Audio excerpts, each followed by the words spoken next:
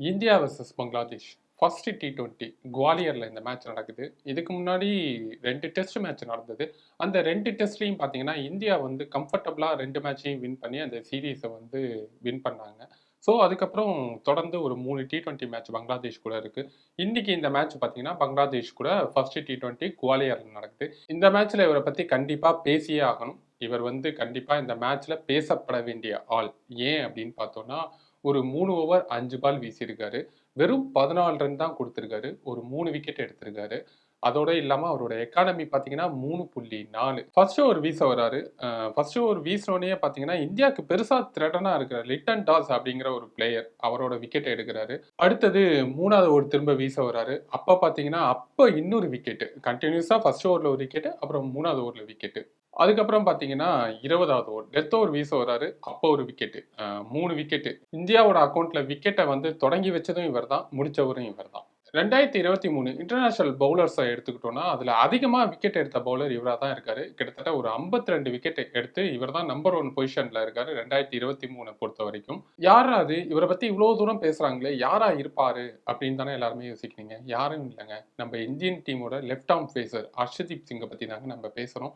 So அவரை பத்தின cricket life journey என்னங்கிறத இந்த வீடியோல பார்க்கலாம்.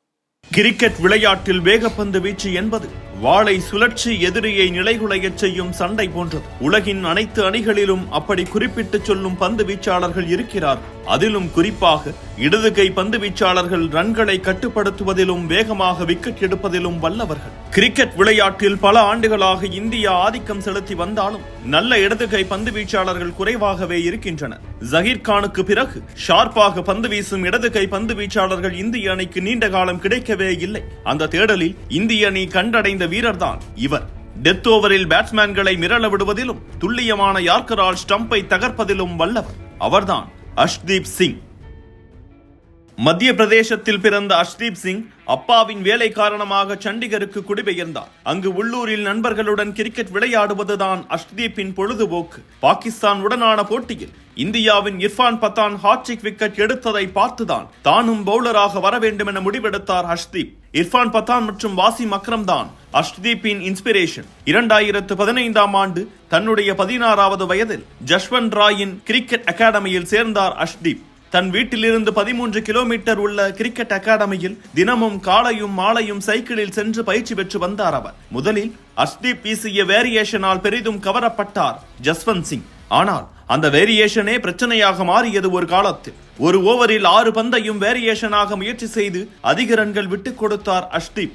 அதனால் ஹர்ஷ்தீப்பை அழைத்து முதலில் துல்லியமாக வீசி பழகு, பிறகு வேரியேஷன் முயற்சி செய்யலாம் என்று சொன்னார் அவர். அதனால் தினமும் 2 முதல் 3 மணி நேரம் வரை குட் லென்த்தில் தொடர்ந்து வீசி பயிற்சி செய்து பந்து வீச்சை மேம்படுத்தினார் ஹர்ஷ்தீப். இதனால் தொடர்ந்து நன்றாக விளையாடியவர் இந்தியா ரெட் அண்டர் 19 அணிக்காக தேர்வு செய்யப்பட்டார். அப்போது இந்தியா கிரீன் அண்டர் 19 உடன் நடந்த போட்டியில் 7 ஓவரில் 19 ரன்கள் மட்டுமே விட்டுக் கொடுத்து 5 விக்கெட் எடுத்து அசத்தினார். இந்த போட்டியை பார்த்துக் கொண்டிருந்த இந்தியா அண்டர் 19 அணியின் பயிற்சியாளர் டிராவிட் உடனே 2018ஆம் ஆண்டு அண்டர் 19 உலகக்கோப்பை அணிக்காக ஹர்ஷ்தீப்பை தேர்வு செய்தார். அந்த உலகக்கோப்பையில் 2 போட்டிகள் மட்டுமே விளையாடும் வாய்ப்பு அவருக்கு கிடைத்தது.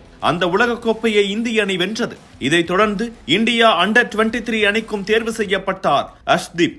தொடர்ந்து நன்றாக விளையாடி வந்தவர் கிங்ஸ் 11 பஞ்சாப் மற்றும் மும்பை இந்தியன்ஸ் அணிக்காக IPL போட்டி ட்ரையல்ஸில் பங்கேற்க அழைக்கப்பட்டார். பஞ்சாப் அணிக்காக மொஹாலியில் நடந்த ட்ரையல்ஸில் ஒரு ஓவரில் 15 ரன்கள், 10 ரன்கள், 6 ரன்கள் கட்டுப்படுத்த வேண்டும் என்று 3 சேலஞ்ச் கொடுக்கப்பட்டது. சிறப்பாக பந்து வீசி 3 சேலஞ்ச்களிலும் 9, 8, 4 ரன்கள் மட்டுமே விட்டுக் கொடுத்தார் அவர். இது பஞ்சாபின் தலைமை பயிற்சியாளராக இருந்த மைக் ஹெசனை பெரிதும் கவர்ந்தது.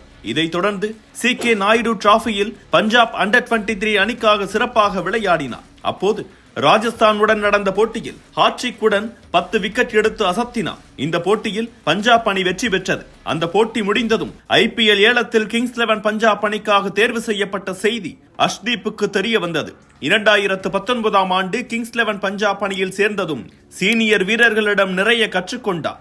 ஷமியிடம் சீம் பொசிஷன் மற்றும் பேஸ் குறித்தும், ஷெல்டன் கார்ட்டலிடம் லெப்ட் ஆர்ம் பவுலராக பந்தை நன்றாக கண்ட்ரோல் செய்வது குறித்தும் கிறிஸ் ஜோர்டனிடம் டெத் ஓவர்களில் சிறப்பாக பந்து வீசுவது குறித்தும் கற்றுக்கொண்டார். ஷெல்டன் கோட்ரலுக்கு காயம் ஏற்பட ராஜஸ்தானுடன் போட்டியில் அஷ்தீப்புக்கு விளையாட வாய்ப்பு கிடைத்தது. முதல் போட்டியிலே பட்லர் மற்றும் ரஹானே விக்கெட்டை எடுத்தார். இந்த தொடரில் 3 போட்டியில் மட்டுமே விளையாட வாய்ப்பு கிடைத்தது. அடுத்த சீசனில் 8 போட்டிகள் விளையாடி 9 விக்கெட்டை எடுத்தார் அஷ்தீப். முதலில் 1 ஓவர், அடுத்து மிடிலில் 1 ஓவர், டெத்தில் 2 ஓவர் என பஞ்சாப் அவரின் ரோலை சரியாக வரையறுத்து சொல்லி இருந்தது. 2021ஆம் ஆண்டு சிறப்பாக பந்து வீசி பஞ்சாப் அணியின் அதிக விக்கெட் எடுத்த வீரரானார் அஷ்தீப். இந்த தொடர் முடிந்ததும் இலங்கை விளையாடச் சென்ற இந்திய அணிக்கு நெட் பவுலராக சென்றார் அஷ்தீப். அப்போது இந்தியா போன்ற பெரிய அணியில் விளையாட கன்சிஸ்டன்சி மிகவும் முக்கியம் என அறிவுரையை வழங்கினார் டிராவிட். அதிலிருந்து கன்சிஸ்டன்சியில் கவனம் செலுத்த தொடங்கினார். 2022 IPL-க்கான மெகா ஆக்ஷனுக்காக பஞ்சாப் தக்க வைத்த வீரர்களில் அஷ்தீப்பும் ஒருவர். 2022ஆம் ஆண்டு IPL-லும் சிறப்பாக வீசி குறைந்த ரன்களை விட்டுக் கொடுத்து டெத் ஓவரில் மோஸ்ட் எக்கனாமிக்கல் பவுலராக திகழ்ந்தார். 2022 IPL-ல் 38 யார்க்கர் வீசிய அதிக யார்க்கர் வீசிய பட்டியலில் இடம் பிடித்தார் அஷ்தீப். அஷ்தீப் லெப்ட் ஆர்ம் பவுலராக பந்தை வெளியே எடுத்து செல்வதால் ரைட் ஹேண்டர் பேட்ஸ்மேன்களுக்கு லெக் சைடில் ஆடுவது கடினமாக இருக்கும். டெத் ஓவரில் சிறப்பாக வீசுவதுடன் ரன்களையும் கட்டுப்படுத்த முடிகிறது. ஒரு ஸ்டம்ப் மட்டும் வைத்து குட் லென்த்தில் யார்க்கர் வீச தொடர்ந்து பயிற்சி செய்ததால் இது சாத்தியமானது. டெத் ஓவர்களில் துல்லியமான யார்க்கரோடு ஸ்லோவர் பாலையும் நன்றாக கலந்து வீசுவதால் இவர் பந்தை எதிர்கொள்வது எந்த ஒரு பேட்ஸ்மேனுக்கும் மிக கடினமானதாக இருக்கும். 2022ஆம் ஆண்டு இங்கிலாந்துடன் நடந்த T20 தொடரில் அஷ்தீப் சிங்குக்கு இந்திய அணியில் விளையாட வாய்ப்பு கிடைத்தது. சர்வதேச போட்டியில் தான் வீசிய முதல் ஓவரையே மெய்டனாக வீசினார் அஷ்தீப்.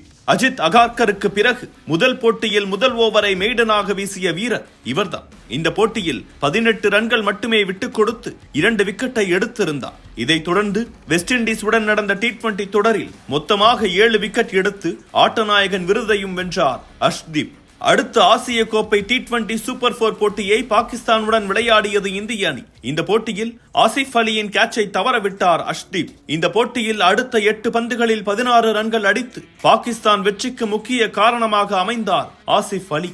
ஆனால் இந்த போட்டியில் சிறப்பாக பந்து வீசி 3.5 ஓவரில் 27 ரன்களே விட்டுக் கொடுத்திருந்தார் அஷ்தீப். இந்த போட்டி முடிந்த பிறகு காலிஸ்தானி என இந்திய கிரிக்கெட் ரசிகர்கள் பலரும் அவருக்கு எதிராக அவதூறை பரப்பினர். அஷ்தீப்புக்கு ஆதரவாக இந்திய கிரிக்கெட் வீரர் ஹர்பஜன் சிங், பாகிஸ்தான் கிரிக்கெட் வீரர் முகமது ஹபீஸ் போன்றோர் ஆதரவு தெரிவித்தனர். ஆனால் அதிலெல்லாம் துவண்டு விடாமல் நன்றாக விளையாடி 2022ஆம் ஆண்டு உலகக்கோப்பை இந்திய அணியில் தேர்வு செய்யப்பட்டார். இதில் பாகிஸ்தான் உடனான போட்டியில் ரிஸ்வான் மற்றும் பாபர் அசாமுடன் 3 விக்கெட் எடுத்து இந்திய அணியின் வெற்றிக்கு முக்கிய காரணமாக அமைந்தார் அஷ்தீப் சிங்.